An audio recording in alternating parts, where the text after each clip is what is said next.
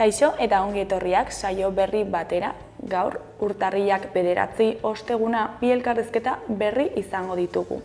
Lehenengo elkarrizketa gure ohiko kolaboratzailea den Inigo Larramindirikin izango da, Navarraldetik datorrena.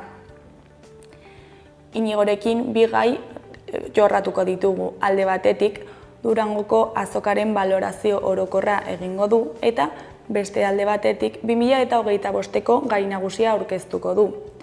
1525ko sorginkeria prozesua dena.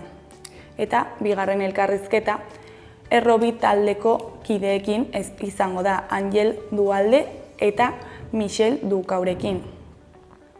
Aurten Errobi taldeak 50. urteurrena ospatzen du eta bira berezi bat egiten ari da. Urtarrilaren 18an Gaiarre antzokira dator eta honen inguruan izango da elkarrizketa. Baina gure elkarrizketekin hasi baino lehen goazen gure betiko edukiarekin.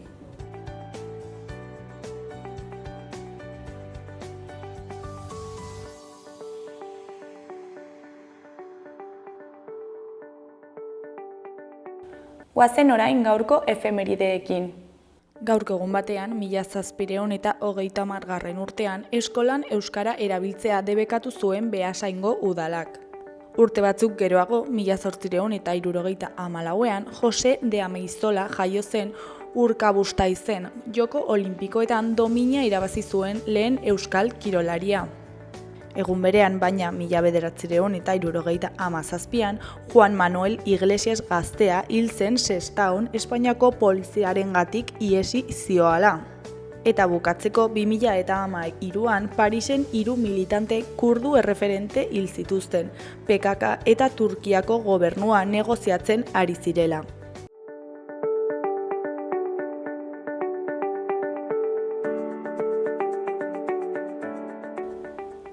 Ikus dezagun gaurko egunkarien azalek zer dioten. Diario de Noticiasen titular nagusian Sánchezek faxismoaz eta diktaduraz baten itzulera ohartarazi du. Diktadorearen heriotzaren 50 urteetan antolatutako ekitaldietan parte hartzeko deia egin dio PPri. Askatasuna ez dela konkista iraunkorra azpimarratu du. Argazki nagusian 2 pertsona iritsi dira Nafarroako Unibertsitate Ospitaleko larrialdi zerbitzura. Titularrean, gripearen epidemiak egunero 800 paziente eramaten ditu larrialdietara. Aurreko astean 57 sarrera izan ziren. COVID eta beste virus batzuen kasuek beherantz jarraitzen dute. Hori koloreko berrietan, alde batetik osasuna kopa ostegunean. Beste alde batetik pilotan egunean egoteko app bat, jarraian erreleboa pilota federazioan. Ezkerreko berrietan, batetik Irujok dio BSH Eskirotzek ez duela inoiz galerarik izan. Bestetik, sektore turistikoak Nafarroarekin loturak hobetzea eskatu du. Jarraian, etxebizitzaren birgaitze babestua 10.000 etxebizitza baino gehiagotara iritsi da. Gainera, Miguel Ángel Rodríguezek onartu du Ayusoren mutil lagunaren mezu bat filtratu zuela. Azkenik takoneran kuter puntan egindako lapurreta baten 2 egileak atxilotu dituzte. Diario de Navarraren titular nagusian PSEren eta EAJren Eusko Jaurlaritzaren erreforma fiskalak Nafarroarekiko arrakala handitu du. 235 milioi euro aurreztea proposatu du herritarrentzat eta enpresentzat. Argazki nagusian, Andrea Lusarreta Monreal atzo Nafarroako Euskal Pilota Federazioko presidente kargua hartu eta gutxira Labrit pilotalekuan. Titularrean pilotaren lehen emakumezko presidentea. Eskuineko berrietan, alde batetik, taxubintzako 100 lanpostu inguru BSH Eskirotzen mende daude. Beste alde batetik, Nafarroan 60 ekitaldi egin ziren iaz etaren alde. Jarraian tuterako HTaren geltokiak zentroaren kokalekua mantenduko du. Gainera, emakume bati kuter batekin eraso diote ospitale eremuan. Goiko berrietan, batetik 10 urte Bienako printzean erregerik gabe. Bestetik, arazoak Zirian aparkatzean. Amaitzeko, Osasunak Bilbon jokatuko du kopa. Gararen titular nagusian, sareko bozeramailea den Joseba Azkarragaren hitzetan, lakoari dagokio erabaki argiak eta premiazkoak hartzea. Argazki nagusian, Los Angeleseko suteen une bat dugu. Titularrean, kontrolik gabeko suteak Los Angelesen. Gutxienez 2 pertsona hil dira eta 80.000 inguru ebakuatu zituzten atzo Los Angelesen piztutako 4 suteren ondorioz. Ezkerreko berrietan, goikoan gutxieneko soldata propioagatiko lege ekimenak. Behekoan Atletikek Superkopako finalerdia galdu du Barsaren aurka. Beheko berrietan, ezkerrekoan David Lazkano Iturbururen analisia dugu. Trump eta Europaren lidergo falta. Eskuinekoan PKKko bozeramailea den Izagros Jiguaren ustetan, Siriakoa garaipen pirikoa da Turkiarentzat. Berriaren titular nagusian, sindikatu abertzaleek gutxieneko soldata propio bat eskatu dute Hego Euskal Herrirako. Herri ekinaldi legegile bat eraman dute Eusko Legebiltzarrera eta Nafarroako parlamentura. Ela, Lab, Esk, Esteilas, Etxalde eta Iruk lanbide arteko akordio bat ere lotu nahi dute. Jaurlaritzak adierazi du bat egiten duela helburuarekin. Argazki nagusian, Israelgo soldadu batzuk Jabaliako errefuxiatuen eremuan atzo Gazan. Titularrean, su-etenik ez Gazarentzat. Israelek ukatu egin du ituna egin duela Hamasek dituen baituen inguruan. Beheko argazkian, Atletikeko jokalariak burumakor atzo gidan. Atletik Barsaren aurka galdu du Superkopako finalerdia eta ez da finalean izango. Eskuineko berrietan alde batetik markak hautsi ditu Bilboko metroak 2024an, 100 milioi bidaiaritik gora izan ditu lehenengo aldiz. Beste alde batetik Eusko Jaurlaritzak 10 bat apaldu du aurtengo hazkunde iragarpena, 100.000. Goiko berrian maskaradaren lehen saioa igandean izango da Lakarrin. Euskal Herria Irratiaren titular nagusian, Espainiako monarkiak Nafarroako Bianako printzearen sarietan parte hartzeari ezetz esan dio parlamentuak. PSNek, EH Bilduk, Geroabaik eta Zurekin Nafarroak bat egin dute Borboiak Nafarroako kultura sari nagusitik at gera daitezen. Espainiako erregeak 2015etik Uxue Barkos lehendakari zenetik ez daude ekitaldi handi honetara gonbidaturik. Eskuineko berrian, Andrea Lusarreta, Nafarroako Pilota Federazioko presidente izendatua izan da. Kargura iristen den lehen emakumea da. Azken 5 urteotan Zizur Nagusiko udaleko kirol koordinatzailea izan da eta pilotaria ere bada.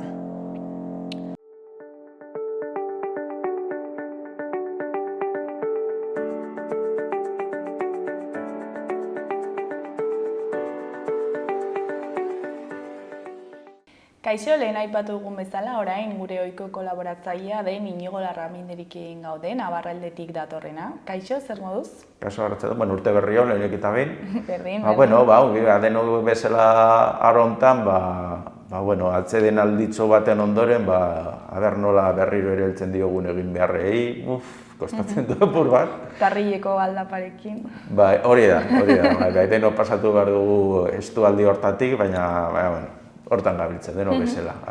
Neke puntu batekin, neke ez, baina ez du hori egiteko, hobe gaude, oporretan eta hori, baina, horrelakoa da bizitza. Eta, gaur ekarri dituzu bi gai, ez da, jorratzeko? Horre biztan denez, momentu honetan da urtean zehar normalean, batez ere urteko momentu zehatzetan eukitzen ditugu hainbat ekitaldi edo jardunaldi aurkezteko eta hori, eta momentu honetan da gehiago prestaketa momentu bat, ez da, urte berria, gauz asko baitugu nahiko prestatuta edo nahiko bideratuta, baina, zehaztu behar da, eta bideratu, ardurak eman, eta lanarik enasi. Orduan, batez ere duguna da, alde batetik, gainera ez genuen aukera auki, Durango liburuz apur bat hitz egiteko, balorazio labur bat egitea, gainera irudi batzuekin, nik uste ikusi ahal izango duzuela nolakoa izan zen hori, eta gero bakarrik aurrerapen gisa edo nik uste eta aurreko noizbait komintatu izan genuela joan den urtean, Baina, bueno, nola gure hortengo gai nagusia hori, 1525ko sorgin eiza prozesu hori izango da gure ardatza, bueno, apur bat mintzatuko gera horretaz. Bi gai horiek hori da. Eta, bueno, zer moduz joan zen azoka? Bai, bueno, lehenengo beti egoten da momentuko lehenengo sentsazioak, ezta, eta gero etortzen dira balorazio objektiboak, ezta. Eta, bueno, balorez objektiboak oraindik eitzi behar ditugu, bueno, hori, deno bezala, apur bat atzen hartu dugu honetan. Baina, bueno, sentsazioen aldetik gutxienez, eta, bueno, kopuru nagusien aldetik, zeurek bai baditugula, nik uste nahiko balorezo hona egin behar dugula. Eta, bueno, nik ikusten dut, batera dator, nik ikusi dudanez, bai azokako antolatzaileek eta bertako parte hartzaileek, argitaletxeek eta bueno, bota duten iritziarekin, ezta. Nik uste geneukala, ez dakit, bueno, beldurra ezagian, baina kezka edo ez dakit, egon ezin hori, aurten hori lau egun zirelako, egun gutxiago, bueno, beti egutegia urte urte aldatzen da, eta, bueno, urte baikoitzean egoten dira baldintza bereziak. Eta aurten batez kontua zen, lau egun bizik ez zirela. Eta, bueno, hor badago kezka hori, bueno, agian horrekin salmenta gutxiago gongo dira edo, baina egia esan da, kontua da, batez ere ni ez nintzen ego, baina esan zidatenez ostiralean, izan zen ostegun, ostirala, larunbata eta igandea, lau egun horiek. Eta izan zidatez bereziki ostiralean, eta larunbata ere izan zerela kristona. Osteguna eta igandea, bueno, ongi, baina ohiko egunak izan zire, bai jende aldetik eta salmenten aldetik, noski. Baina hori, zorionez hori, ostirala eta larunbata izan zirela oso jendetsua, albisteak ikusi baldin bazin dituzten, esan zuten hori tarteka sarreak moztu behar izan zituzten, ze gainezka zegoen. Eta salmenten aldetik, egia esan da, hori, esan bezala, oraindik azken kontaketak egiteke baitugu ere, esan dezakegu aurreko urteekin aldean gehiago saldo dela. Bueno, alde hortatik pozik, finean batez ere da horretarako, eta, bueno, hainbat jende egon denez, egia esan da, jende asko pasatu da hortik, eta horre ere aukera izaten da harremanak egiteko, elkar ezagutu baino gehiago, elkar ikusteko, normalean, argitaletxe ez garain beste, jende. Eta, hor denok ikusten dugu elkar, eta, harremanak eta egitasmoak, eta hori, bildu behar gara urte hasieran, ez dakit zertaz pensatzeko, hori aukera ezberdinak etera dira. Orduan, ongi, balorez orokorra ongi. Hor ere gainera, hor saltokiaz aparte, hori larun batean honeka komikia aurkeztu genuen, Eneko Lizardi eta biok, eta, jendaldetik ere ongi, oso ondo saldu da. Liburu, oroar oso ondo saldu da, baina bereziki eraman genituen bi komikiak, aldazka pozoituak, lehenengo mundu gerrari buruzkoa, Aritzi Barrarena, eta gero Eneko Lizardik egin duena honekari buruzkoa, biak, batez ere larun batean, bi egileak egon ziren hor, bi egileak sinatzen eta hori guztia, eta, larun bat arratsaldean, ziztu bizian, komiki gehiago eraman behar izan genituen, ze agortu ziren, hori ez da seinale txarra. Seinale hona, bai. Eta orain salgai egongo da ere. Bai, alde hortatik Durango balorazio ona, komikiak bereziki, ze komikiak dira nagusiak oso harrera naunki zuten, eta zuk aipatu bezala, Durango pasatu da, baina hori guztia oraindik orain salgai dago liburu dendetan, ezta. Berpasatuko dugu agian apur bat joan den urteko liburuak, eta esateko, hemendik aurrera, gure web orrialdean salgai bat daude, noski, Navarralderen web orrialdean, bestela liburu elkarren bereziki, baina beste liburundetan ere esate baterako komikien aldetik hori, esan bezala bi atera ditugu, aldazka pozoituak, lehenengo mundu gerrari buruzkoa, Aritzi Barranak, eta gero nekarena. Orduan hauek, esate baterako, bueno, badaude salgai, Iruñan mugatuko naiz, bestela. Baina, bueno, Iruñan esate baterako, elkarren salgai badaude, eta baita ere bilak salgai daude Karrikiri elkartean, euskarazkoak, aldazka poesituak bakarrik euskaraz dago, eta honekarena badago euskarazko eta gaztelerazko bertsioak. Orduan, elkarren bilak denak, gero Karrikirin euskarazko bilak, eta gero Karrikiri ondoan dagoen La Libre de la Estafeta, hor ondoan dagoen liburu denan, hor ere aldazka poesituak ez dago salgai uste dut, baina honeka eta beste liburu batzuk ere hor salgai daude, hori Iruñan, eta bueno, gero Euskal Herri osoan, bueno, zalantzan beti gure gogorraldian daude. Orduan, bueno, komikiak hori, bi horiek, eta gero 6 liburu atera ditugu, eta horiek ere, esan bezala, gure web orrialdean, eta, bueno, liburu denda ezberdinetan, elkarren kontua da, hori, elkarrek ere, gero zabaltzen ditu beste liburu denda txikietara, orduan, horretek esaten dut, bueno, leku askotan egon dela salgai, bale? Baina hori, 6 dira, esango, libururik bat ez dutan, azten ez dudan. Lehenengoa, hau gaztelerazkoa, 778, La batalla de Rozabal en su contexto histórico, hau Xabier Irujona, hori, Urregako lehenengo batalla horri buruzko, egiten duena da, jatorrizko iturrien bilduma bat, jatorrizko informazioa eukitzeko, zen normalen daukaguna da literatura, hemen aipatu izango zela, eta bueno, izagutu behar dugu historia edo datu objektiboak, bale?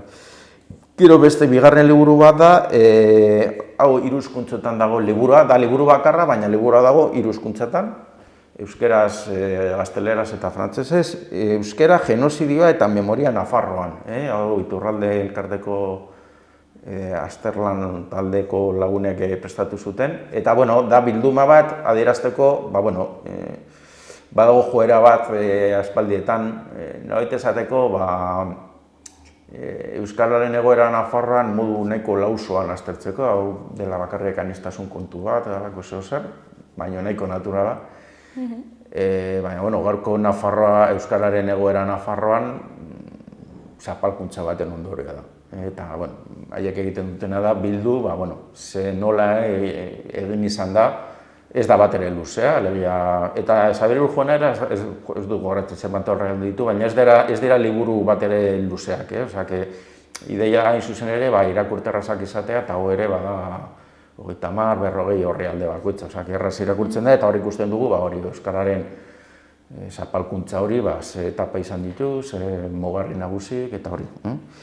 Hirugarren liburu hau bat, hau da potoloagoa da, nolabait esateko, baina, bereziki, Nafarroan eta nik usan nuke oso bereziki Iruñean, oso interesgarria, Hola berriak, hau gaztelerazkoa, Hola berriak, apuntes para una historia industrial de Navarra, hau Manolo Egia, Manolo Egiak enbeat urtez Diario de Notiziasen argitaratu izan du zutabe bat, Nafarroako industria zaharrei buruzkoa. Askotan ondarea eta lotzen dugu beti elizak, erromanikoak, eta gauza hauek, gazteluak, eta hori da ondarearen parte zati bat, baina askotan ez dio behar bezalako arreta ematen, gertuagoko ondare hori, industriak, horre arteare badago, askotan ondakinak, ondarrak baino ez daude, baina bere balorea edo balioa badaukate. Eta Manolok hori desente lan egin du, eta zutabe horien bilduma bat egin du, antolaketa, zailka ikusi ahal izateko, eta horrekin liburu da potoloagoa, baina oso mamitzoa eta interesgarria, hori Nafarroako ondare industrialari buruzkoa. Gero, laugarrena, hau Araba eta apur bat Gipuzkoarekin, baina berezik erarekin lotatuko da, Martin Txipi elkarteak prestatu dugu. Eta da, Gebarako gazteluari buruz.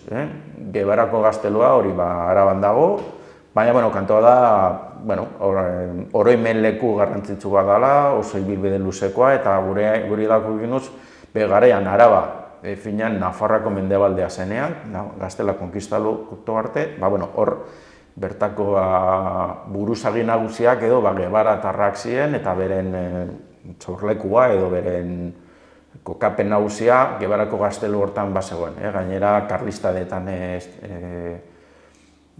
bota zuten, eta oso bilbide luza duen hori melekoa da, eta horren inguruko liburuzka bat euskaraz eta erderaz dago ikusentzunuzko batekin. Hor badago 13 minutuko ikusentzunuzko bat, gazteluaren, ez badagan beste gaztelua, baizik eta Orube horren historia, eta horrekin lotutako bere historiaren bitartez ikusten dugu Arabaren historioa, baina gure ikuspuntutik. Euskal Herri eta Baskoniarekin duten loturak nabarmenduz. Gero, 5. liburua, hau euskarazkoa da, oso interesgarrian nire ustez, baita, aurreko Arabarekin beti saiatzen gera, ikusten duzun bezala, aldugun neurrian, ikuspegi nazional bat ematen gure lanei. Ikusten duen lehengo mundu gerra batez ari iparraldekoarekin, Nafarro garaian noski, Araban ikusi du baita, eta hau Gipuzkoarekin lotuta dago, Gipuzkoako armarria gure historiaren ispilu. Hau Patxiola Barria, Antzolako lagunak prestatu du. Interesgarria, hau badator berak egin zuen beren herriarekin, Antzolarekin lotutako ikerketa batetik dator. Kontua da, bere ikerketa horrek, bere hasi zen bere herriko armarria eta bertan egiten zen alarde baten inguruan ikertzen. Eta kontua da horrek eraman ziola Gipuzkoako armarrari buruz ikertzera. Alegia, Gipuzkoako armarria gaur historian aldatu da. Sortzen da 15 eta 16. mende arteko transizio hortan, hain justu Nafarroako konkista, Nafarro garaiko konkista gauzatzen ari denean, eta horrek lotura dauka armarriarekin gertatu denarekin. Eta, berak egiten du pizkat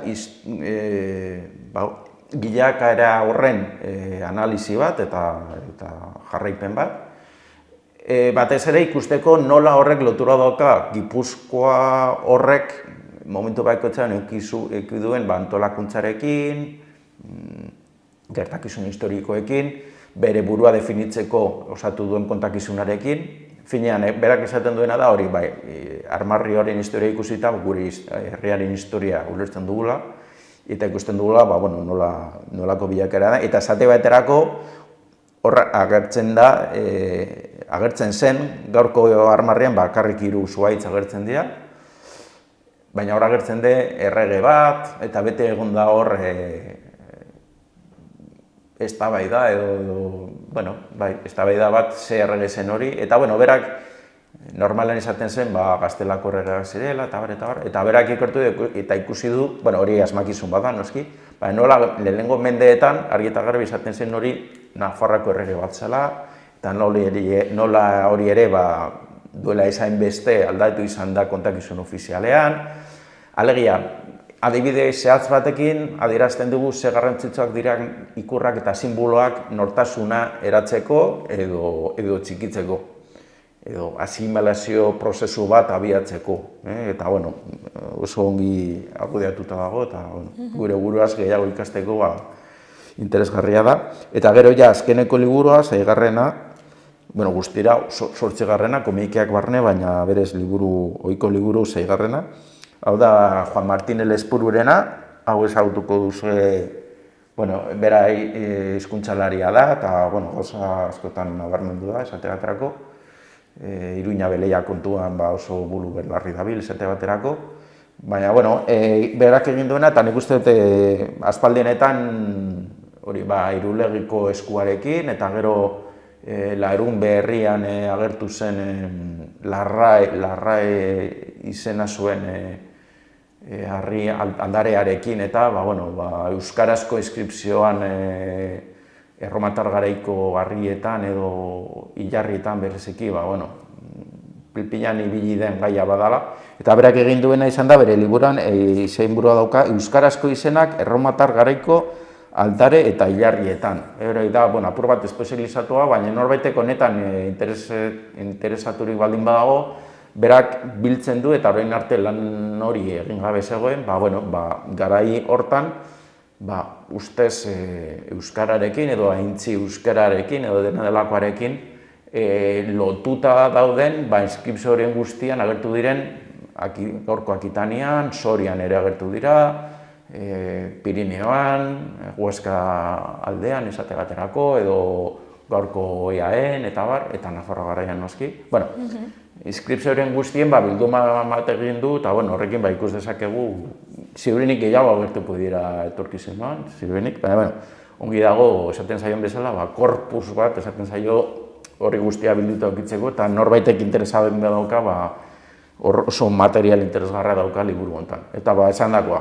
ikusten duzun bezala, aurten lan asko atera zaizkigu, aurten zer egiten dugun, baina, ikusten duzun bezala, Euskal Herri osoko gauza ezberdinak, historiako arlo ezberdinak, nik uste oso sorta interesgarria dela, eta esan dakoa, salgaia, gure duango pasitu da, oso ongi saldu da, oraindik salgit dago eta erosteko proposamena botatzen dizuegu, gure web orrialdean eta liburu denda nagusietan. Alde batetik. Horrekin, joan den urtea usten dugu, 2024 amaituta, eta pasatzen gera urte berrira, 2025-a, oraindik biztan denez, prestatu behar dugu ditugu egin beharrekoak, baina nik uste merezi duela nabarmentzea guretzat edo gure asmoa da behintzat hori, gure gai, aurtengo gai nagusia izango dena, joan den urtean nik uste eta aurreratu genuela, baina horrekin aurten jarrituko gara kontua da, aipatu genuen bezala, 2025-ean 500 urte betetzen direla Nafarroa Garaian sorginkeriaren kontra, edo sorginkeriaren kontra antolatu zen lehenengo prozesu orokorra. Edo beti Asiz Kurmenetak esaten duen sorgin eiza. Sorginkeriarik egon zela izan zen sorgin eiza bat. Denok hor kontua da hori, denok ezagutzen dugula Zugarramurdi, baina Zugarramurdi azken prozesua izan zen, 1909 eta 1910 hortan, baina hori zen mende oso bateko azken prozesua, eta horrain bat sorgin eiza prozesu egon ziren. Eta horien arteko lehena, baziren lehenengo prozesu solte batzuk, edo ipaiketa solte batzuk honekin lotutakoak, amairugarren mendean zer badago, eta batez ere 14garren mendean agertzen dira batzuk, oso bereziki Nafarroa beheran, ultrapuertos izaten zitzaion gaia hartan, bitzia da, baina dira oso gauza solteak. Baina, 1512an, alde batetik Europa osoan, eta hori asaltzen du hortan, indarrean zegoen gizartean menpean eukitzeko uholde bat, pentsatu behar dugu, Erdi Aroaren azken partean egoten direla Elizaren kontrako mugimendu batzuk, erreforma, gero Lutero eta Calvino eta horiek etorreko direla, erreformaren mugimendu hori borborka zegoen momentu hortan, prestatzen, herendik gauzatu gabe zegoen, baina ikusten zen hor gatazka erlijio gatazka handi bat egongo zela Europan, eta horrek eragina zuen gizarte osoarengan. Erlijioa finen bada gizartea antolatzeko eta kontrolatzeko ere modurik honen, ezta. Batez gai hartan. Hori da pizkate ez duen hortan, baina gurean gainera gehitu behar diogu konkista bat egon zela. 1512an hasi zen Nafarroako konkista bat, gerora 15 urtez luzatu zen prozesu bat izan zen, eta testuinguru zehatz hortan, alegia herri bat militarki, erreinu bat, erresuma bat, estatu bat, militarki behin konkistatu eta gero horrengo pausua da gizarte hori kontrolatzea. Horregatarako, egiten duzu, bertako hor Nafarroako eragunde nagusiak bere horretan jarraitu zuten, teorikoki. Hor egon zela izan zen, hor erakunde horietan, batez ere errege kontseiluan, parte hartzen zuten lagunak, ziren gaztelaren aldekoak, besteak estatutua zeuden noski. Eta hori alde batetik, eta behin hori egin eta gero, gizarte osoa kontrolpean hartu behar duzu. Eta hori egiteko modurik eraginkorrena da izua, beldurra. Eta beldurra batez ere gezurren bitartez. Gaur oso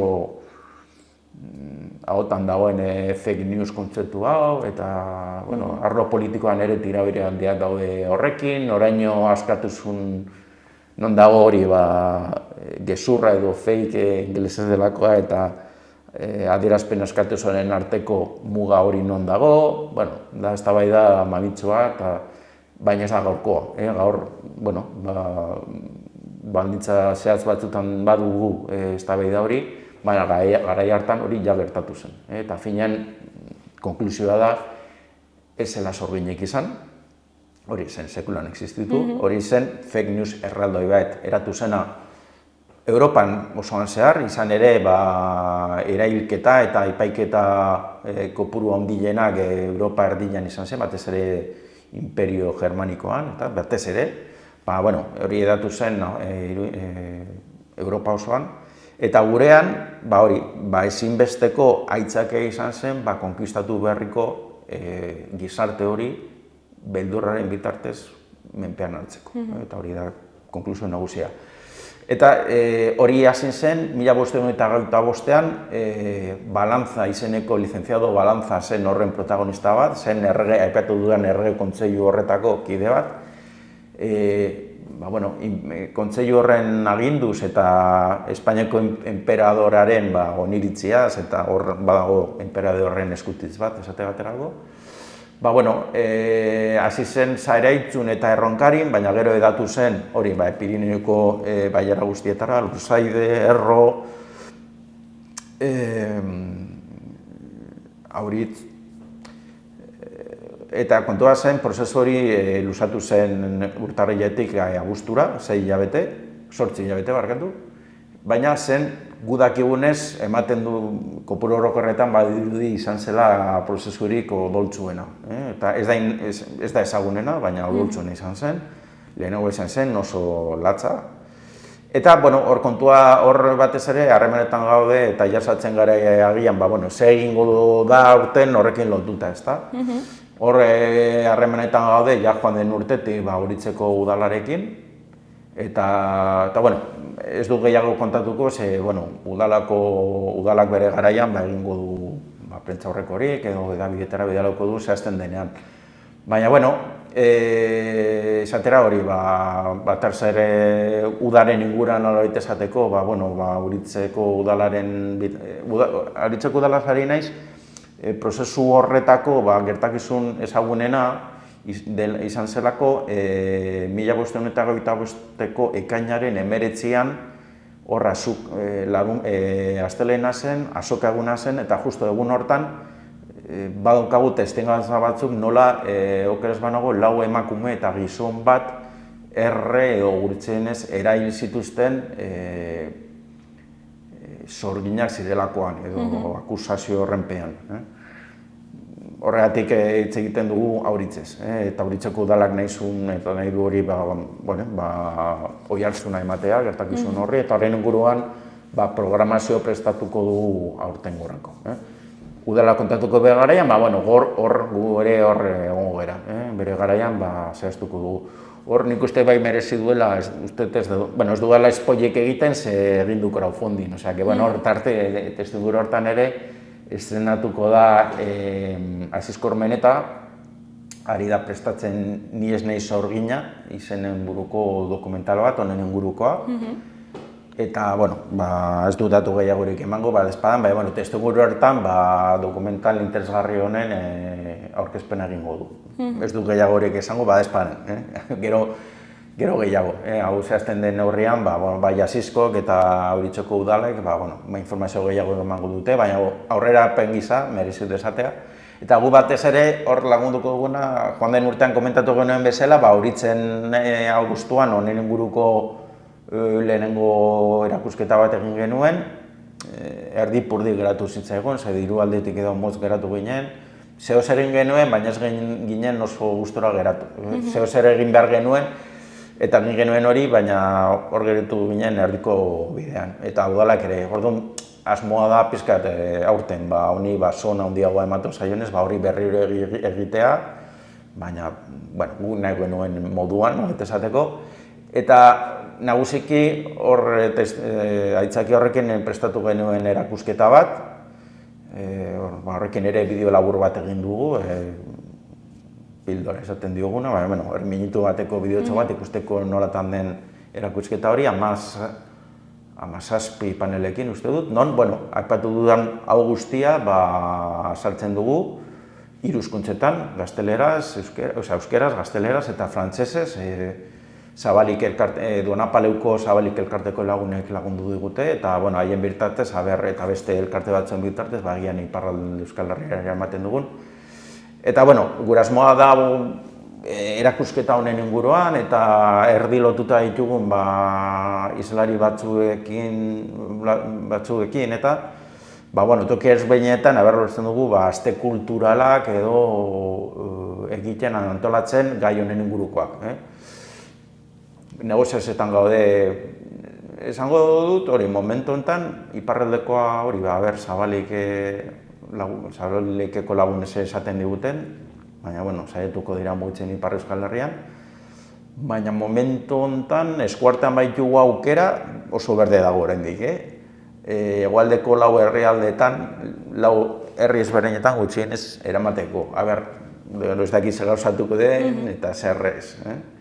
Baina, gure asmoa da ahalik eta toki gehienetara erakusketa hau eraman, eta horrekin hitzaldi batzuk, agian kontzerturo bat edo agian ere, segun ze diru kopuru daukagun eta hori. Ideia nagusia da, gure asmoa dela, besteak beste, gai nagusi honekin, aldugun leku gehienetan, ahalik eta leku gehienetan, erakusketa hau eramatea, eta horren inguruan zeo zer egitea, momentuz ezin dut ez gehiagorik izan. Eta 2025 izango dut da bakarrik gai nagusi honen inguruan edo zerbait gehiago? No, gehiago egongo da, baina, oraindik hori, hasten ari gara urtea eta gauza gehiago egingo ditugu. Egitasmo gehiago baditugu, agian, aurrepen gisa esatea, agian ez dakit gauzatuko dugun, baina asmoa, Aspaldi honetan boladan egon da esateetarako pilotaren kontua, Euskal Selekzioa dela eta hori. Eta, ez du gehiagorik kontatuko, ez gustatzen gehiagi horreatzea, baina, asmoa baukago esate batarako honekin lotutako zer egitea, nik uste dut oso gai potente dela, interesgarria. Oraingoz da egitasmo utz bat, baina, eskatzen mendidazunez zer gehiago, hori bota dezaket. Baina hortaz aparte, aurreratzen joaten gehan einean, hilabete joango gara komentatzen, gauza gehiago egingo ditugu. Gure asmoa da alden horrean, gai nagusi hori hartzea, 1525koa. Gure asmoa da honekin lotutako argitalpen bat edo bi egitea honekin, asmoa, lortzen dugun. Datozen hilabeteetan, gauzak zehazten ditugun neurrian, joango gara komentatzen, baina horrepen gisa, gai nagusia, 1525koa, ez da, nik egia esan da honekin sartu arte, hori auritzeko alkate horiak proposatu zigun. Egia esan, banekien beste, gehieno bezala ezagutzen nun, Zugarramurdikoa, banekien beste proiektu batzuk egon zirela lehenago, baina oso urrunetik.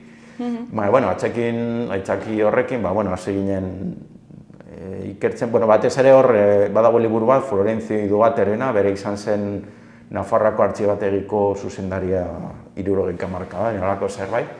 Eta berak, holako liburu potolo bat egin zuen, nori, artxibategi hortan, gai hauekin, zorginkeria prozesuekin lotutako dokumentazio guztia bildu zuen. Hori da, ezinbesteko iturria, ez da, aipatu dizudan, liburu txiki hori bezala, da, lodilla da, irakurtzeko apur bat astunagoa, baina ezinbesteko iturria da informazio hori biltzeko, eta guk egin izango duna batez ere, agian liburu potolo baten, jendearen txatan irisgarria ez den informazio hori, modu atseginago baten, eta laburrago baten irudi batzuekin, hor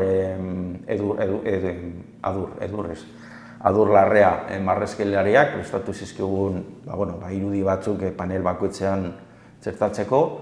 Eta, esan dakoa, gutxi ezagutzen dugun, baina gure ustez eta ezagutu eta gero argiago daukat oso esanguratsua eta nire ustez herri bezala ongi ezagutu beharko genuken gertakizun hori jendartzeko, zabaltzeko, gizarteratzeko helburuarekin, panel sorta hori prestatu dugu eta saietuko gara hori mugitzen. Hau gara komentatzen, denbora ikiko dugu gauzatzen dena iragartzeko. Oraingoz usten dugu, aurrerapen gisa eta joan gara hitz egiten. 2025-erako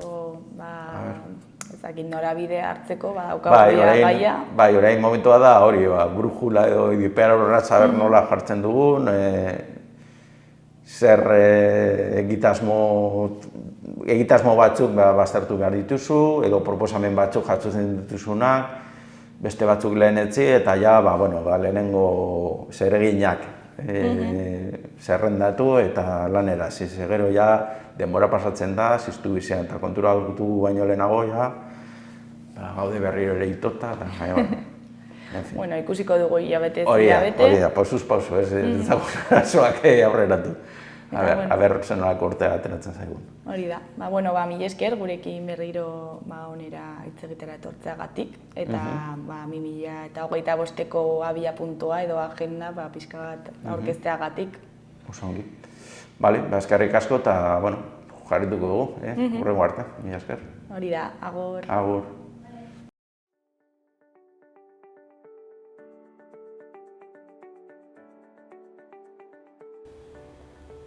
Gaurko eta biharko eguraldiaren iragarpena ikusiko dugu. Gaur, osteguna, haizeak indarra galduko du eta euria bueltan izango da. Goizean goiz hego-mendebaldeko haizea bixi ibiliko da, baina goizealdeko azken orduetan edo eguerdian mendebaldera egingo du eta ondoren ipar-mendebaldera. Haize aldaketa unean bolada gogor batzuk izango dira kostaldean, baina ondoren haizea baretu egingo da. Zeruan ostarte batzuk agertuko dira lehen orduetan eta egunaren amaieran, baina zerua ia estalita egongo da gainerako orduetan. Goizean euritara joko du eta eguerdi partean zabaldu egingo da. Hala ere, bustitzeko aukera handiagoa izango da ipar partean. Temperatura maksimoak jaitsi egingo dira. Ostiralean hego-mendebaldeko haizea bueltan izango da eta temperaturak gora egingo du. Gauean euria egingo du lurraldearen ipar partean. Egunaren lehen partean hodeiak eta ostarteak tartekatuko dira eta hego-mendebaldeko haize bixia ibiliko da. Ondorioz temperatura epela izango da, batez ere Kantauri isurialdean. Arratsalde gau partean haizea baretu egingo da eta mendebaldera egingo du. Horrez gain zerua estali egingo da eta Kantauri isurialdean euritara joko du. Gauean euria zabaldu egingo da eta mardulagoa izango da.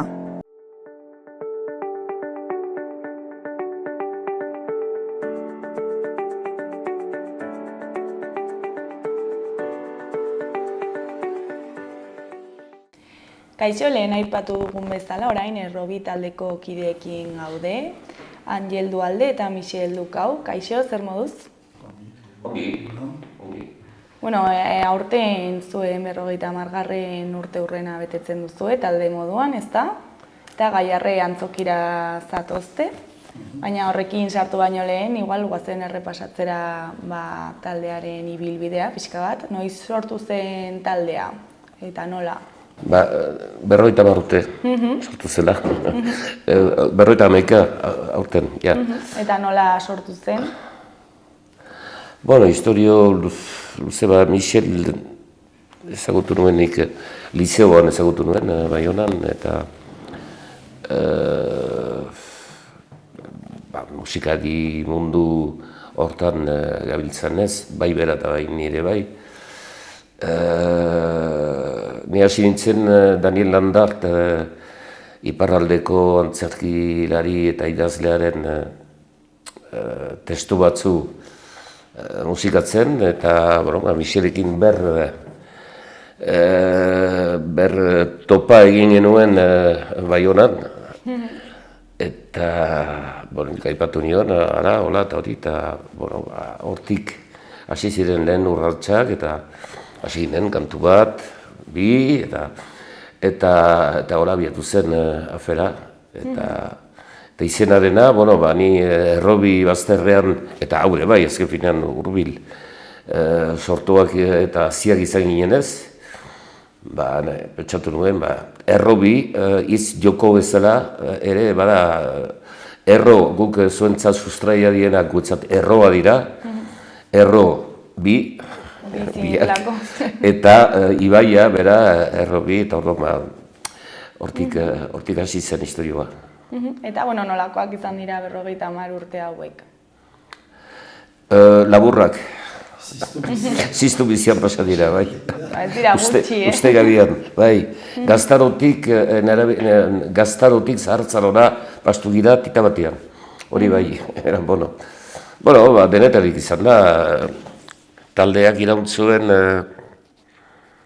zenbat, 5 urte, uste dut, guti gora behera. Eta gero, bakotxak gure zereginetan ibili ginen, Michel bere aldetik munduan zehar ibili zen, eta nik jarraitu nuen, saia bat izan nuen Akelarre Laroi garaiko taldearekin, lagurtez, eta nire bidea segitu dut, nire kaxa, nire kabuz. Eta Michel, kotako izue. Mila proiektuetan, eta egiten duzu egitasmo bat, eta gero beste bat, eta urteak pasatzen dira, ohartu gabe, buruan beti gazte, baina eta ongi pasatu dira, izan ziren momentu ezain ona eta momentu oso onak, eta zori honez, berriz elkartu gira, hori ospatzen. Adituek diote Euskal Rockaren lehenengo urratsak izan zirela, zuen taldea. Bai, hala esaten da. Suposatzen da hori zuentzako? Bai, hori kanpoarentzat agian izango da, referente bat. Guretzat rock egitea edo musika sail hortan sartzea, folk, rock, baina ere kontuan hartuz musika eta kantu tradizionala herrikoian. Naturala izan zen, dut ez dela.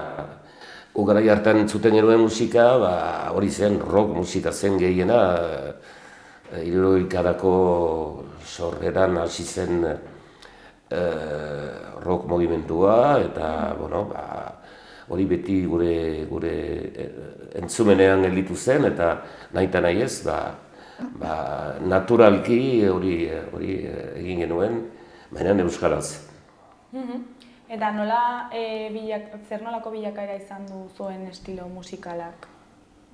Taldean eta gero banakako ibilbidearekin? Lehenik taldeak, lehenik hasi ginen bikote bezala.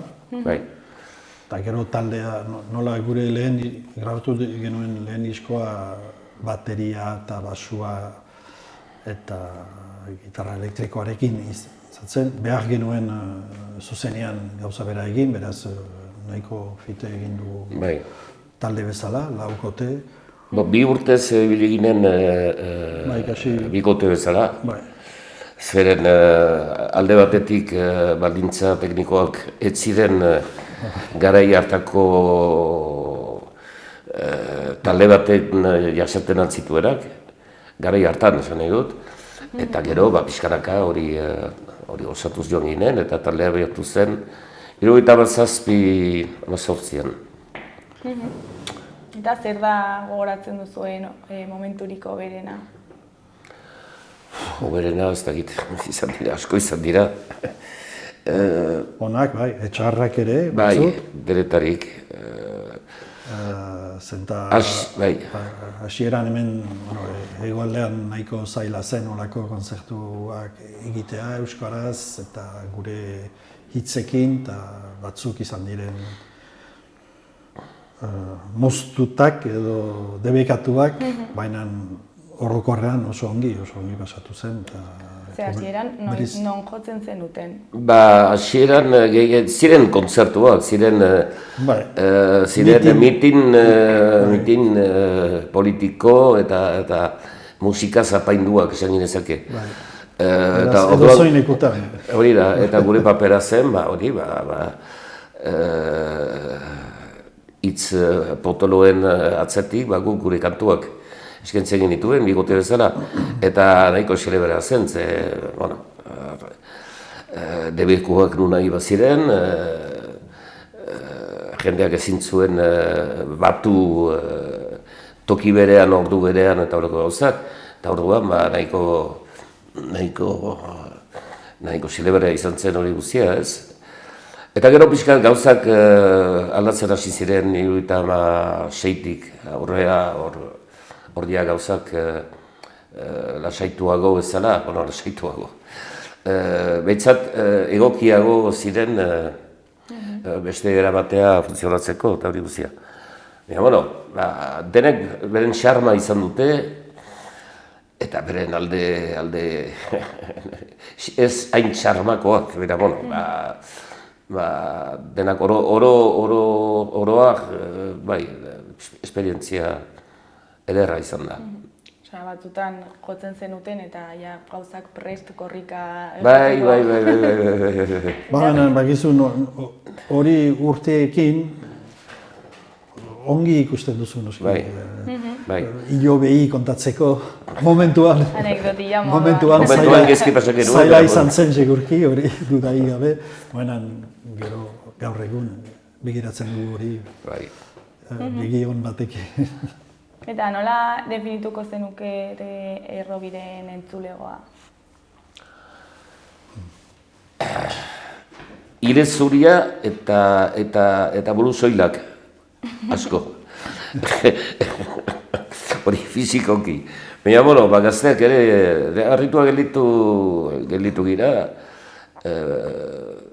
gazteak ere hurbiltzen direla kontzertutara, lau eman ditugu eta nik uste baino gazte kopuru handiagoa badago kontzertuetan, eta horrek esan nahi du transmisio bat izan dela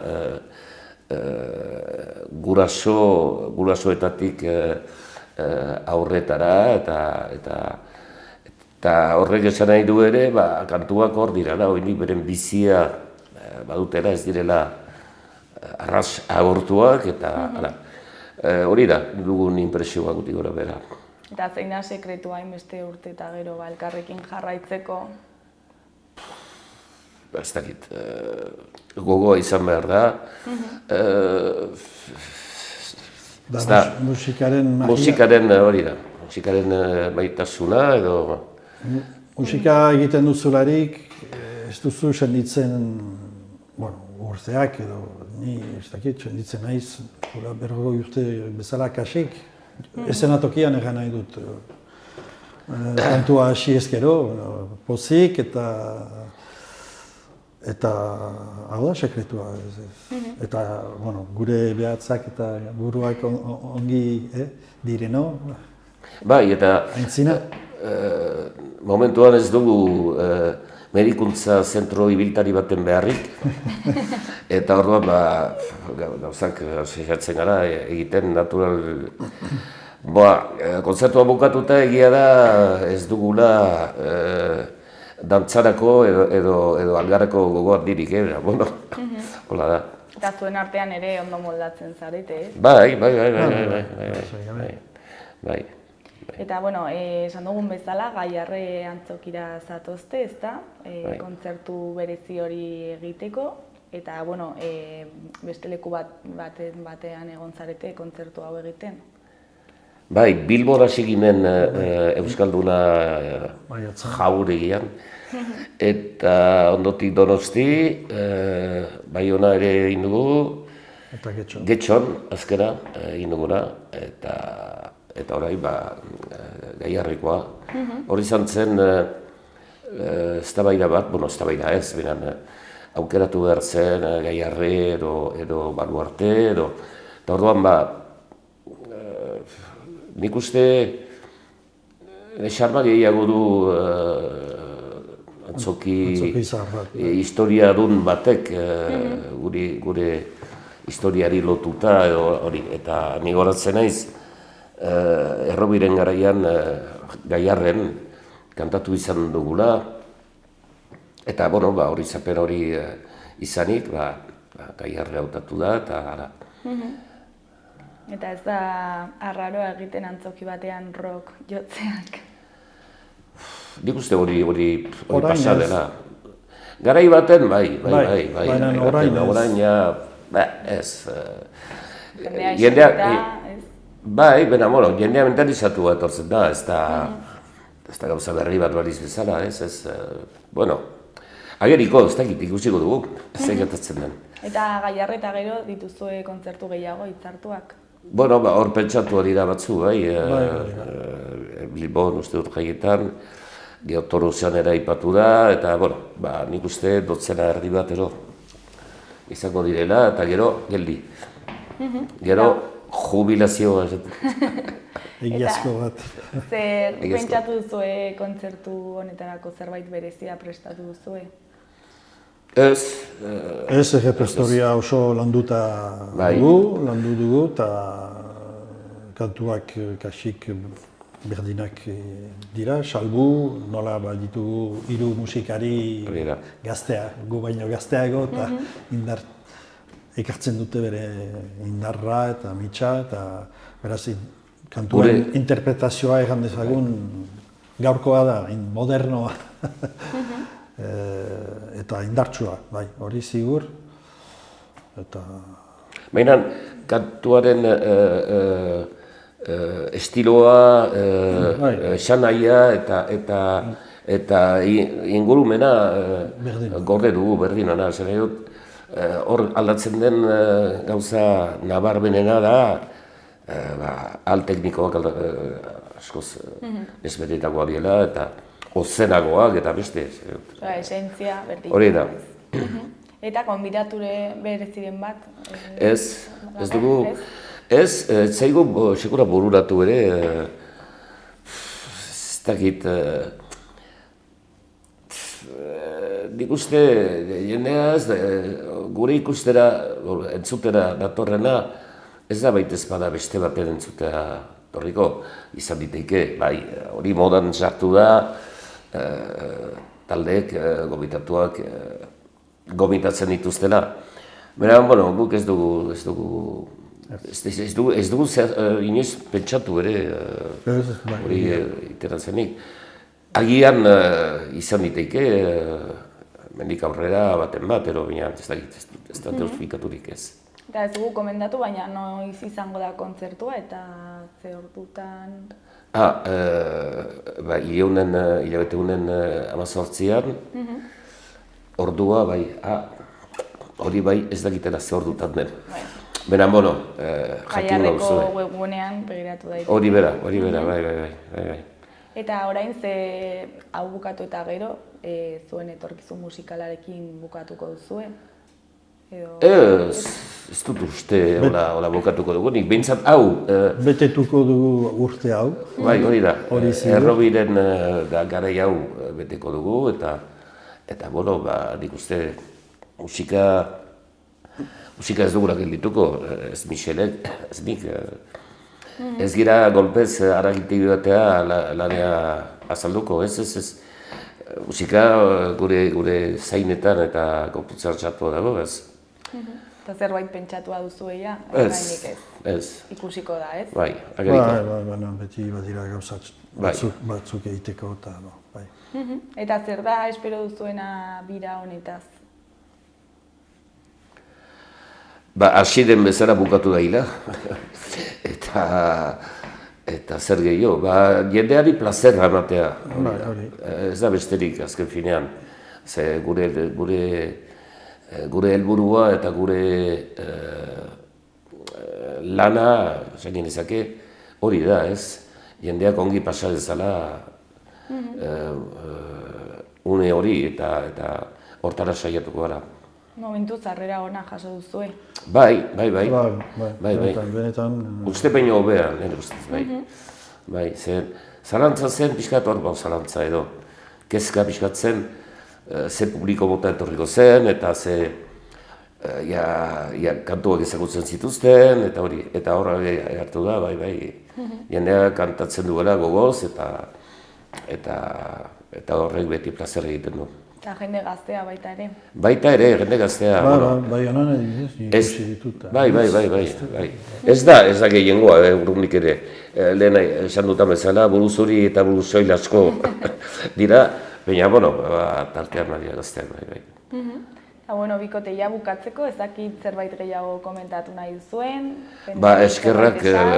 Eskerrak zuen gomitarentzat, eta gaiarren ikusten garen, eta gozatzen dugun. Zuei eskerrak eman, gurekin hitz egiteko tartetxo bat ateratzeagatik, eta zer moduz baten den kontzertua, hemendik gonbidapena luzatzen dugu, jendea animatzen den. Mila esker zueri eta urrengo egunak arte. 18an. Hori da, ordua beste kontu bat. Ordua ikusiko dugu. Hori da. Ondo segi. Mila esker. Esker.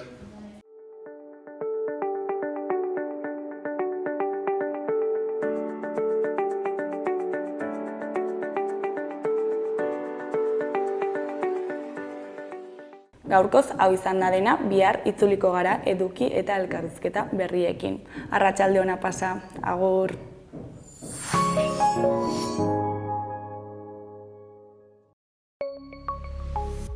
Gobierno de Navarra. Nafarroako gobernua.